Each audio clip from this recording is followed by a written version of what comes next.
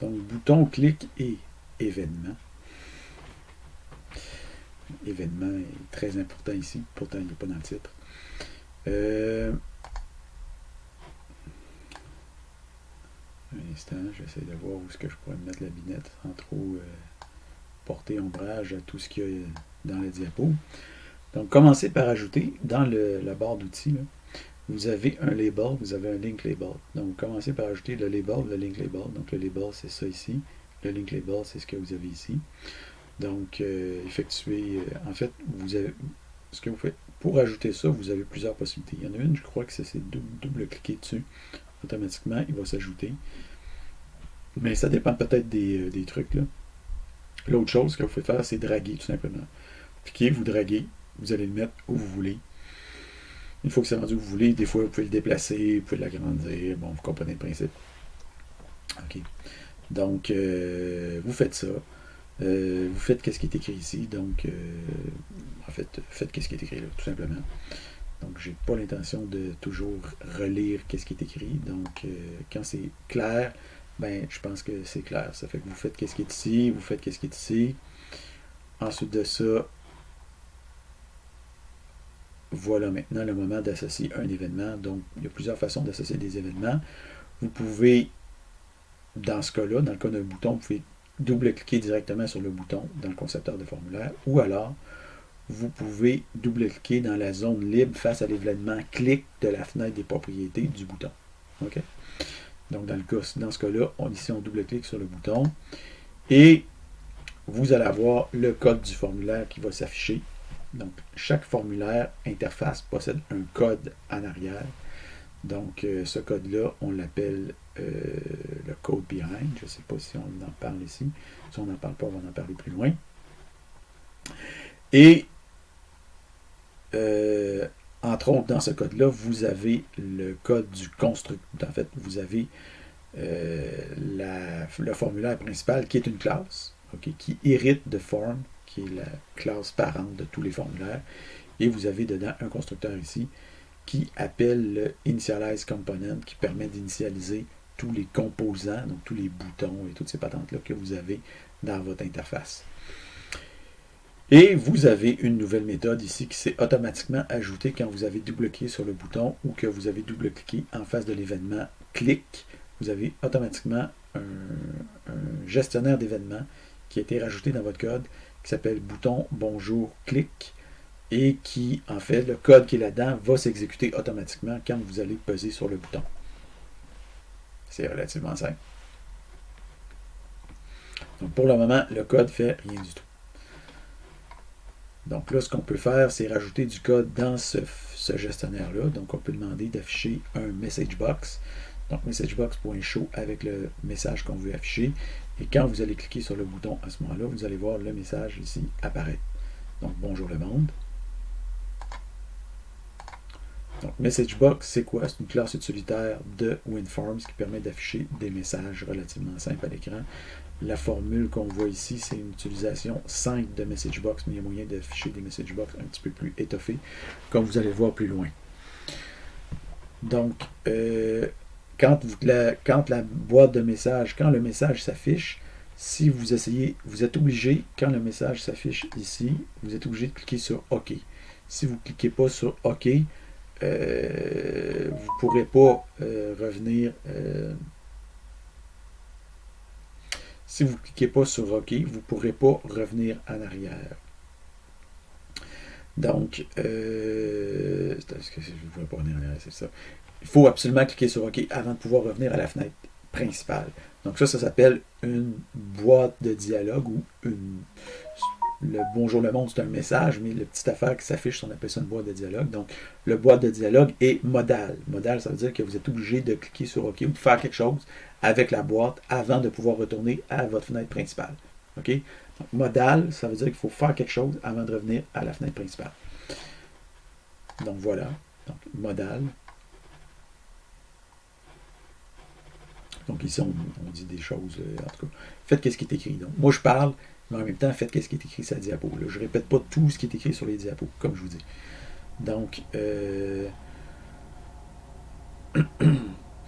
vous allez voir que vous allez avoir deux deux trucs différents qui vont s'afficher. Vous allez avoir forme-principale.cs design, donc le concepteur, et forme-principale.cs comme ça. Donc ça, le forme-principale.cs, c'est le code qui est associé au formulaire. Donc le ça, c'est le concepteur de formulaire, puis ça, c'est le code associé. Donc le code associé, on appelle ça le code behind. Okay? Donc c'est le code qui est derrière l'interface. Et vous avez aussi du code associé à la création des fenêtres comme telles. Donc, si vous prenez forme-principale.cs ici et vous ouvrez ce truc-là, vous allez voir que vous allez avoir du code qui va être dans forme-principale.designer.cs. Ce fichier de code-là est aussi du code du formulaire, mais c'est du code qui est généré automatiquement par le concepteur de formulaire. Et ce code-là permet de générer des fenêtres automatiquement. Okay? Donc, si vous double-cliquez sur ce fichier-là, vous allez voir le code source apparaître, comme vous voyez ici. Donc, c'est le code qui est généré par le concepteur. Vous avez tout ça ici. Vous avez certains trucs. Et le plus important, disons en quelque sorte, si on veut, vous avez les différents éléments que vous avez rajoutés dans votre interface. Donc, vous avez le label ici, et vous avez le link label et le bouton qui ont été rajoutés dans l'interface. Et ici, vous avez, vous voyez, là, c'est écrit 24, puis ici, c'est écrit 87. Ça veut dire qu'il y a tout un paquet de code qui n'est pas affiché. Donc, c'est marqué Windows Form Designer Generated Code. C'est le code qui est généré automatiquement par le Windows Form Designer. Donc, idéalement, vous pouvez aller là-dedans, mais il faut quand même faire attention quand on va là-dedans. OK? Mais on va y aller. Donc, si vous cliquez sur le signe plus à la ligne 24, donc la ligne ici, 24, le signe plus, vous allez avoir le code s'afficher. Et des fois, il faut effectivement bidouiller là-dedans. Vous allez voir qu'une des trucs principales qui est dans ce truc-là, donc vous voyez ici, c'est Region, End Region, donc Windows Form Designer Generated Code, et une des choses principales, en fait, le truc principal qui est déclaré là-dedans, c'est la méthode Initialize Component, donc qui permet d'initialiser les composants qui vont s'afficher sur votre fenêtre. C'est cette méthode-là qui est appelée dans le constructeur, qui est dans l'autre fichier, okay, qui, lui, génère, quand c'est appelé, ce truc-là dans le constructeur, ça génère automatiquement les boutons, les labels et tout ce que vous avez dans votre fenêtre. OK? Donc, quand vous explorez le code, donc vous allez voir une Initialize Component, vous avez, on crée des labels, on crée un link label, on crée des boutons. Après ça, pour le label, on va initialiser ses différentes propriétés. Pour le link label, on va initialiser ses différentes propriétés. Donc, c'est comme ça. On crée les éléments de l'interface. Après ça, on initialise leurs différentes propriétés. C'est ça qu'on fait. C'est ça que ça fait Initialize Component. OK? Donc, et si vous allez voir dans le bouton Bonjour, vous allez voir une ligne très importante ici à la ligne 67 qui, en fait, associe une méthode de notre classe, l'associe à l'événement clic du bouton.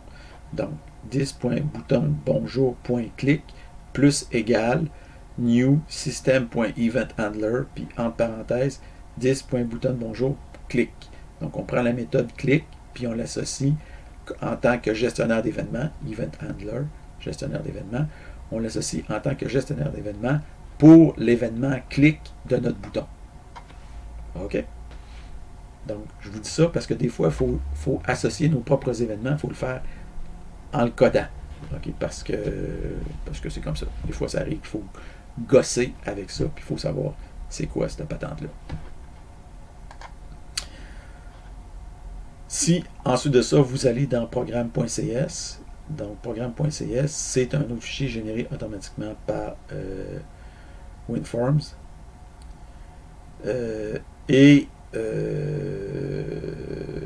Ce programme-là, en fait, en général, fait un peu tout le temps la même chose. Donc, vous l'avez ici, le main. Alors, le main commence par faire une petite configuration d'interface. En fait, set high DPI mode. Après ça, enable Visual Styles. Ici, c'est écrit application.enable, application.setCompatible, bon, blablabla. C'est toutes des configurations. Et la ligne la plus importante, c'est la ligne 20, application.run, donc pour démarrer le WinForms, application.run, et on fait un new forme principale. Donc, on crée un nouveau formulaire à partir de la classe que vous avez définie dans l'autre fichier.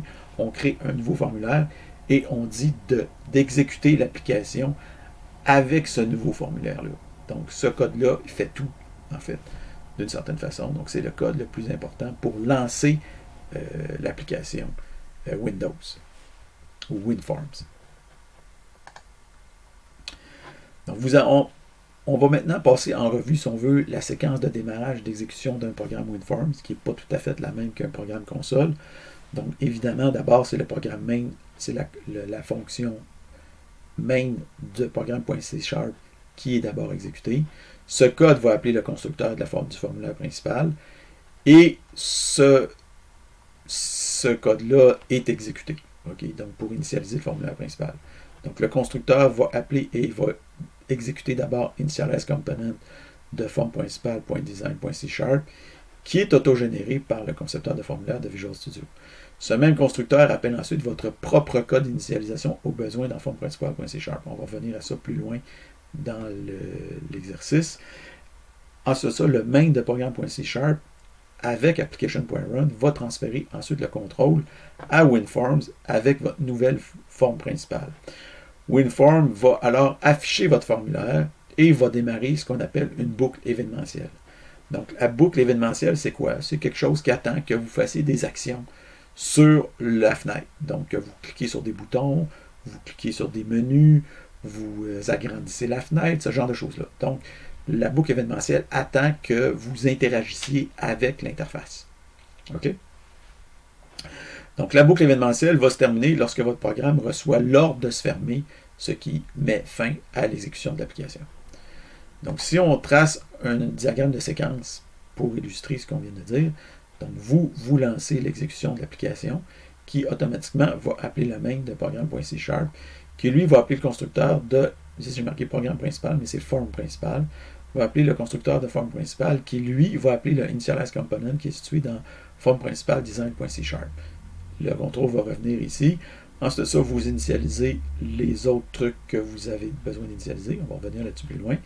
On revient ensuite de ça à programme.c# qui lui va appeler application.run pour initialiser, en fait pour exécuter l'application à partir du formulaire principal et va démarrer la boucle événementielle qui va finalement s'arrêter quand vous allez fermer l'application. Vous allez arriver ici. La boucle événementielle elle-même peut être schématisée de la façon suivante. Donc, il y a une boucle, okay, et il y a des événements qui se produisent ici. Donc, chaque fois qu'un événement se produit, il y a un gestionnaire d'événements qui est appelé pour gérer l'événement et qui revient ici et qui ça se termine. Et ça s'exécute tant et aussi longtemps qu'on ne fait pas une fermeture de l'application ici qui va effectuer un break pour terminer la boucle. Donc, si vous voulez ici, vous avez le diagramme complet qui est illustré. Si maintenant vous ouvrez le dossier de génération de programme dans bin debug net5 Windows, vous allez voir le code ici et vous allez voir dans ce code-là l'exécutable ici EXE. Vous allez voir le DLL qui est le code généré comme tel. Le EXE c'est le lanceur d'application. Le DLL c'est vraiment votre code binaire. Et vous allez voir le PDB qui est le code du debugger pour faire le débogage. Donc les autres c'est des petits fichiers de configuration JSON. Donc, si vous lancez deux fois le EXE, si vous cliquez deux fois sur le EXE, vous allez faire une double exécution. Vous allez avoir deux fenêtres différentes qui vont s'exécuter et ça va être deux applications qui vont s'exécuter en même temps. Il y a moyen de faire en sorte qu'il y ait juste une application parce que si vous regardez quand vous exécutez certaines applications comme même PowerPoint par exemple, si vous exécutez deux fois le même fichier, vous allez voir qu'il n'y aura pas le même fichier qui va s'ouvrir deux fois. Ce fichier va s'ouvrir juste une fois. Donc, il y a moyen de gérer certaines choses, mais ici, on ne s'en occupe pas pour l'instant. Donc, si on lance deux fois l'application, il y a deux fenêtres différentes qui vont s'appliquer, qui vont s'exécuter en parallèle. Donc, fermer toutes les fenêtres de code de conception. Donc, comment maintenant accéder au code behind de forme principale. Donc, il y a plusieurs manières de procéder. Donc, on va les voir ici. Donc, une première chose, double-cliquez sur forme principale.c#. Vous allez avoir le concepteur qui va s'afficher, mais pas le code behind. Donc, pour afficher le code behind, il y a plusieurs possibilités. Si vous cliquez droit sur le formulaire principal, vous allez avoir, et si vous cliquez sur afficher le code, ouais, c'est-à-dire, vous pouvez cliquer sur le formulaire principal, mais dans l'explorateur de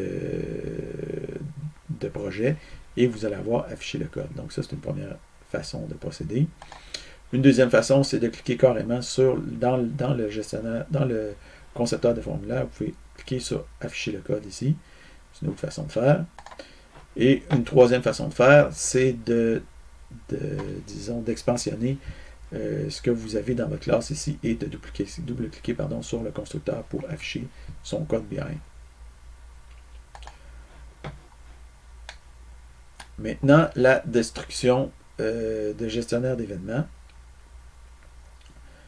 Donc, il arrive à l'occasion qu'on introduise par inadvertance un nouveau gestionnaire d'événements alors que ce n'est pas précisément ce qu'on voulait faire. Donc, c'est une erreur particulièrement fréquente chez les débutants, puis même moi, ça m'arrive encore. On dirait qu'à chaque année que je reviens dans WinForms, ça m'arrive une fois que je crée un gestionnaire que je ne voulais pas créer. Donc, ce qu'il faut faire attention ici, quand on crée un gestionnaire qu'on ne voulait pas créer, c'est de faire attention comment on va le détruire. Okay?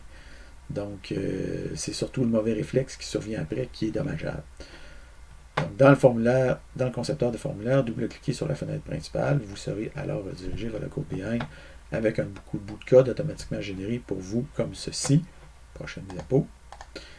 Donc, vous allez avoir ici la méthode load, c'est-à-dire l'événement load. Vous allez pouvoir coder quelque chose qui est associé à l'événement load. Mais on ne veut pas faire ça. Okay? Donc, supposons que c'est une erreur de notre part, puis qu'on ne voulait pas gérer cet événement-là, ben on a deux options. On peut laisser le bout de code traîner là. Donc, on le laisse là. Donc, cette solution a l'avantage d'être inoffensive, mais l'inconvénient d'encombrer inutilement notre code source avec du code bidon qui ne sert à rien.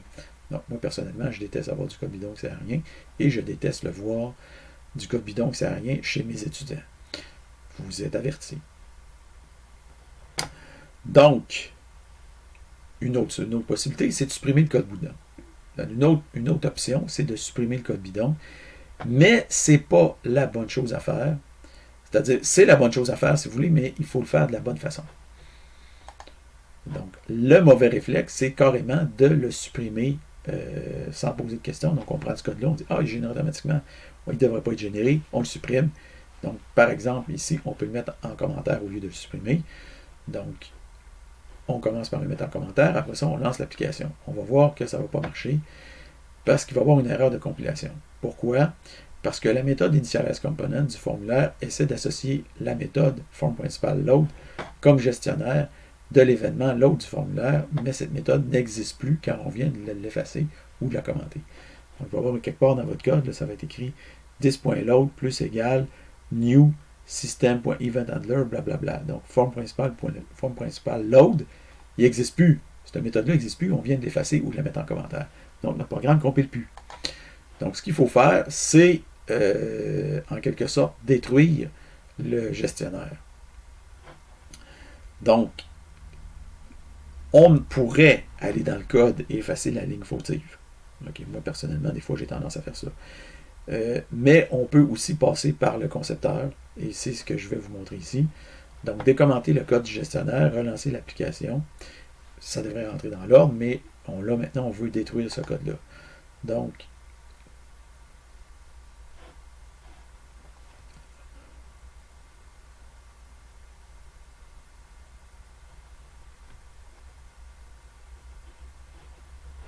c'est ça.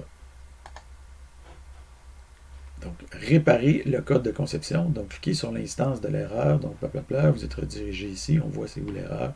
En fait, je pense que c'est ça ici que je dis comment l'effacer. Donc, voyons maintenant comment... En fait, je ne sais pas trop. On dirait que je suis un peu mélangé. Mais vous allez vous démélanger en suivant les diapos. Donc, On va voir maintenant comment supprimer adéquatement un gestionnaire d'événements bidon.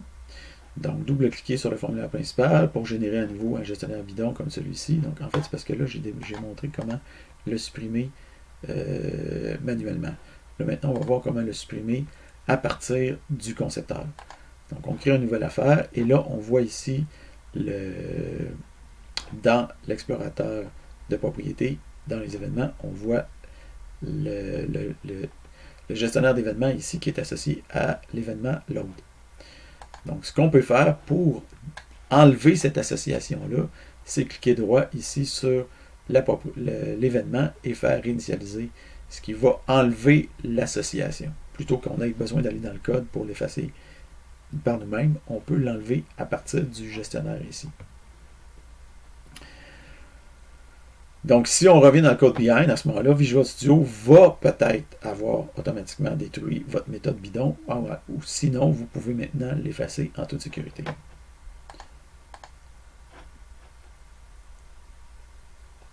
Donc, changement de propos. On va voir maintenant comment on peut cliquer dans le fond d'un formulaire et faire quelque chose associé à ça. Donc,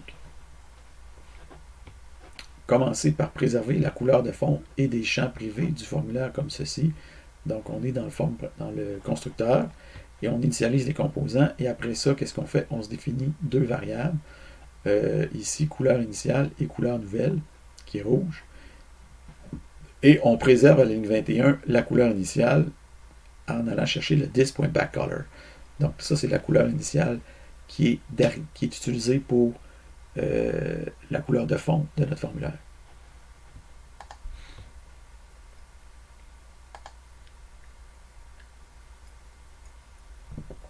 Ensuite de ça, on ajoute un gestionnaire. On clique sur le formulaire. Ce gestionnaire-là va effectuer l'opération suivante. Donc, on va modifier la couleur de fond en observant si la couleur initiale est égale à la couleur de fond actuelle. Si oui, on utilise la nouvelle couleur, sinon on utilise la couleur initiale. Donc, ça va permettre de basculer entre le rouge et la couleur ancienne. Petit exercice, donc ajouter maintenant un deuxième bouton ici qui s'appelle jaunir et qui permet de jaunir unilatéralement le fond du formulaire. Donc, pensez à renommer son identifiant pour le bouton, pour pas qu'il s'appelle bouton 2 ou quelque chose comme ça. Donc, on veut l'appeler bouton jaunir, par exemple. Et ajuster aussi la taille du texte, ici, du bouton jaunir, pour qu'il corresponde à celui de bonjour.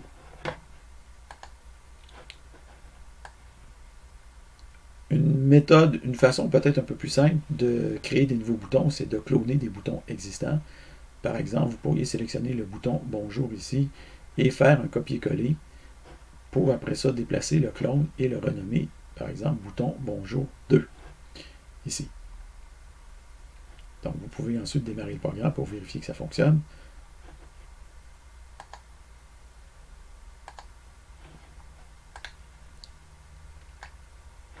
Alors, modifier les textes respectifs de bonjour 1 et 2 pour qu'on affiche 1 et 2.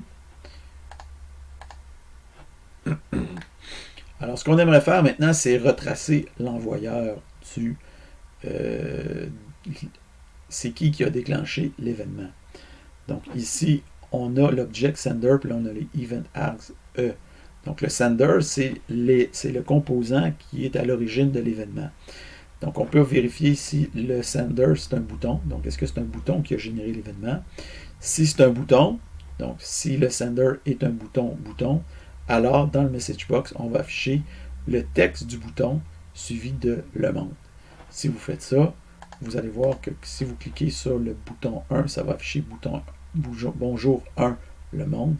Et si vous cliquez sur le bouton bonjour 2, ça va afficher bonjour 2, le monde, parce qu'on va chercher les textes respectifs. Donc, exercice 02, créer un bouton verdir. Donc, ajouter un bouton maintenant qui permet de verdir. Pensez à renommer le bouton et utiliser pour ce faire un nouveau gestionnaire d'événements. Finalement, ajouter un link label. Donc, vous avez ici le link label et le link label existe déjà. Mais là, on veut faire en sorte que quand on clique dessus, ça ouvre une page dans le navigateur web qui est pour obtenir l'information sur Windows Forms à partir de la page Wikipédia. Donc, vous avez juste à mettre le code que vous voyez ici. Donc, vous l'avez. Et ici, pour Windows Forms, en fait, mettez un underscore, pas un espace. Donc, normalement, quand vous allez cliquer sur le lien, automatiquement, vous allez retrouver sur la page Wikipédia concernée.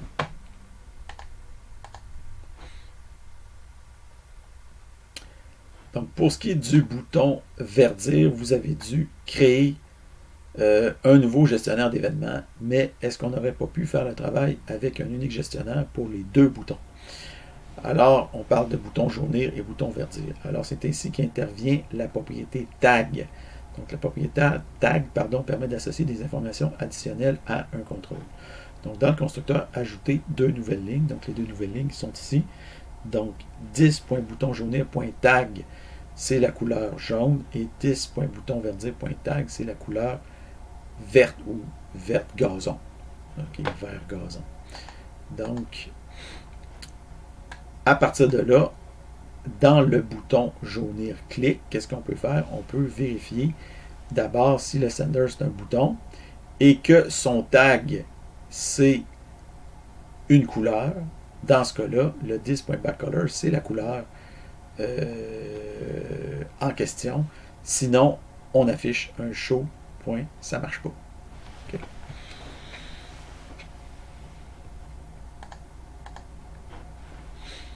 Donc, c'est un peu bizarre d'avoir un gestionnaire qui s'appelle bouton jaunir alors que le gestionnaire peut servir pour les deux boutons jaunir et verdir. Ce qu'on peut faire, c'est renommer le gestionnaire. Donc, utiliser par exemple F2 ou contrôleur pour renommer le gestionnaire en bouton coloré clic.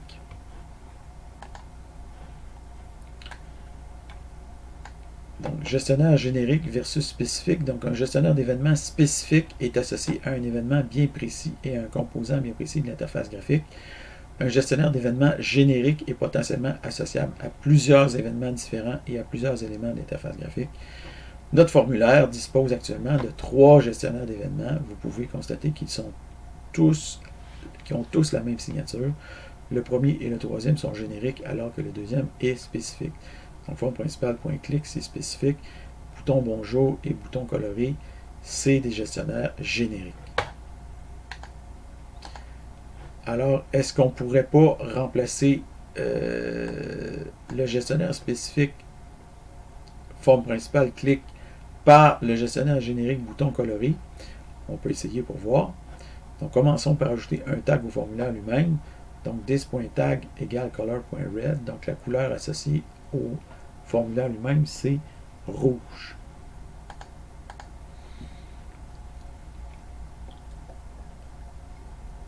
Donc, dans le concepteur, si on modifie le gestionnaire du clic du formulaire pour bouton coloré clic et qu'on exécute, puis qu'on clique dans le fond du formulaire, on va voir que ça ne marchera pas.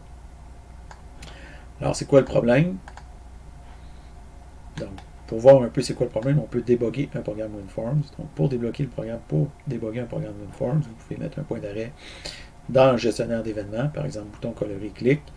Si vous mettez un point d'arrêt ici, vous lancez après ça WinForms et vous cliquez dans le fond du formulaire. À ce moment-là, vous allez voir le gestionnaire d'événements va commencer à s'exécuter et va arrêter au point d'arrêt. Donc, ça va vous permettre de débugger votre application pour voir qu'est-ce qui se passe rendu là.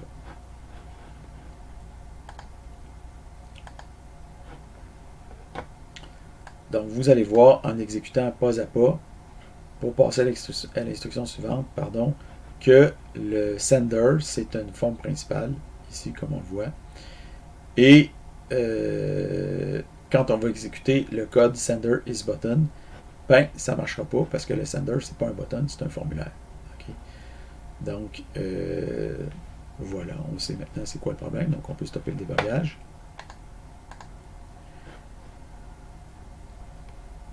Donc, on avait ici, il faut trouver un ancêtre commun. Okay. Donc, dans le code, si vous sélectionnez button, vous appuyez sur F1, vous allez afficher l'aide sur cet élément-là dans votre navigateur. On va voir qu'un button, ça hérite de button base, qui hérite de control, qui hérite de component, qui hérite de Marshall by ref object, qui hérite de object. Okay? Et si vous faites la même chose pour form, vous allez voir que form hérite de container control, qui hérite de scrollable control, qui hérite de control, qui hérite de component, qui hérite de Marshall by ref object, qui hérite de object. Donc, la question est, quel est l'ancêtre commun le plus rapproché? Quel est l'ancêtre commun le plus rapproché de button et de form? Alors, si vous avez répondu control, vous avez raison. C'est l'ancêtre commun le plus rapproché de bouton et de form. Donc, c'est important parce que si on veut créer un gestionnaire qui puisse fonctionner en même temps pour les boutons et des formulaires, il faut créer un gestionnaire qui va marcher pour un ancêtre commun des deux classes.